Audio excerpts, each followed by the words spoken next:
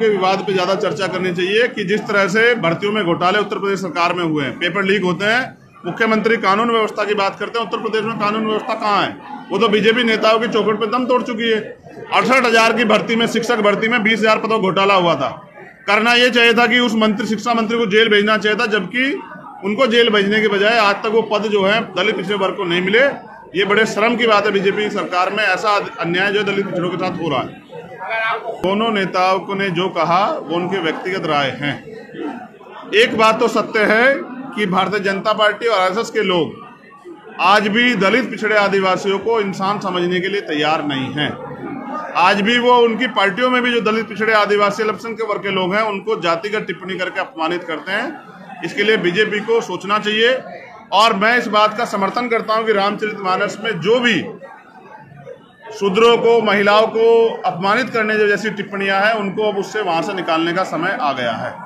आपको लगता है कि वो चौपाई वहां से निकालनी चाहिए? देखिए, मैं फिर कह रहा हूं कि किसी भी समाज, किसी भी वर्ग को अगर अपमानित करने वाली बात कहीं भी लिखी गई है तो उसको अब हटाने का समय आ गया, क्योंकि सभी समाज में जागरूकता पैदा हो गई है। कोई भी अपमान नहीं सहना चाहता।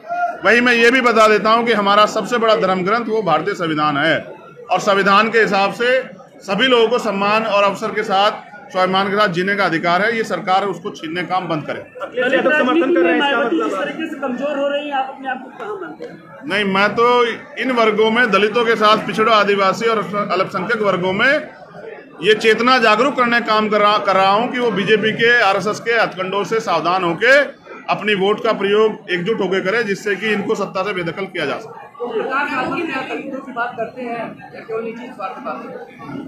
दोबारा से कहेंगे?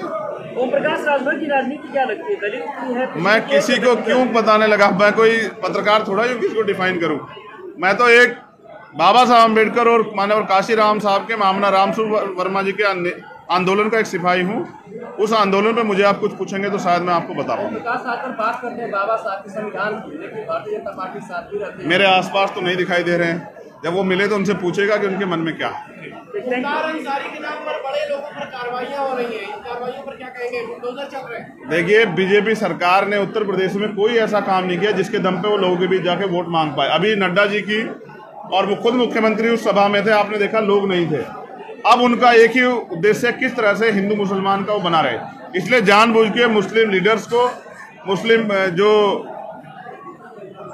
रोजगार करने वाले जो बिजनेसमैन है उनको टारगेट किया जा रहा है, जिससे कि उनको दिखा के और एक माहौल बनाया जाए। जनता समझ चुकी है, अब जनता सबक सिखाएगी। मुस्लिम नेता भी योगी आदित्यनाथ की प्रशंसा कर रहे हैं, ठीक आमद कर रहे हैं, अच्छे मुख्यमंत्री हैं। समय बड़ा बलवान होता है, जब कोई सत्ता में होता है उसकी प्रशंसा स्वयं कराई देता है। मैंने तो बहुत सारे अधिकारी भी प्रशंसा करते देखे। देखिए, आज Azad Samaj party legal cell का द्वितीय सम्मेलन था अधिवक्ताओं का। पहला सम्मेलन पश्चिम में हुआ था, ये पूर्वी उत्तर प्रदेश का सम्मेलन है।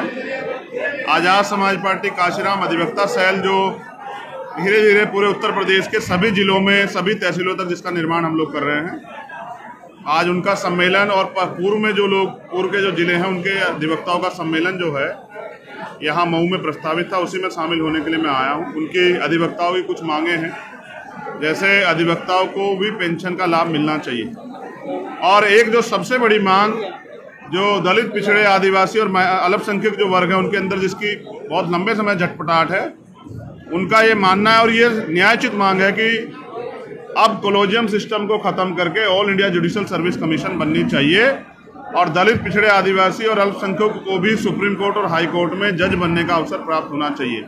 जब एक चपरासी से लेके एक IAS तक के लिए परीक्षा होती है तो जज बनने के लिए भी परीक्षा होनी चाहिए। ये जो द्वार बंद करके दलित, पिछड़े, आदिवासी, अल्पसंख्यकों को रोका गया है, बहुत दिन से इस गुलामी को दलित, पिछड़े, आदिवासी, अल्पसंख्यक सह रहे हैं। अब वो इसको सहना नहीं चाहते। अब वो चाहते हैं कि सुप्रीम कोर्ट, हाई कोर्ट में उनका प्रतिनिधित्व मिले। 2024 बहुत दूर है, अभी 2023 और नगर निकाय, नगर पालिका का चुनाव जल्दी आने वाला है।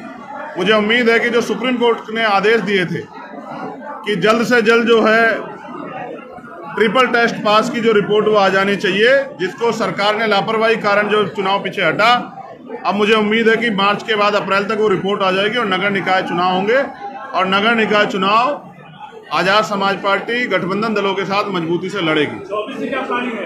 जानबूझ के पिछड़े वर्ग के लोगों का प्रतिनिधित्व छीनने के लिए जो भारतीय जनता पार्टी की सरकार ने ट्रिपल टेस्ट की जो है आवश्यकता जो नीडेड थी वो पूरी नहीं की, उसके कारण ये चुनाव लंबे समय तक वापस ठहर गया है। अब उम्मीद है कि माननीय सर्वोच्च न्यायालय के आदेश पे चुनाव जल्द उत्तर प्रदेश में होगा।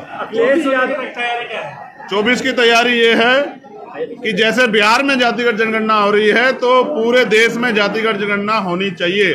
किस जाति कितनी संख्या, किस जाति का कितना प्रतिशत, सुप्रीम कोर्ट, हाई कोर्ट, यूनिवर्सिटियों में चांसलर, जो सेक्रेटरी अंडर सेक्रेटरी हैं, किस जाति के कितने, सीबीआई, ईडी, इनकम टैक्स में दलित पिछड़े आदिवासी को मौका मिला नहीं मिला, इन सब जाति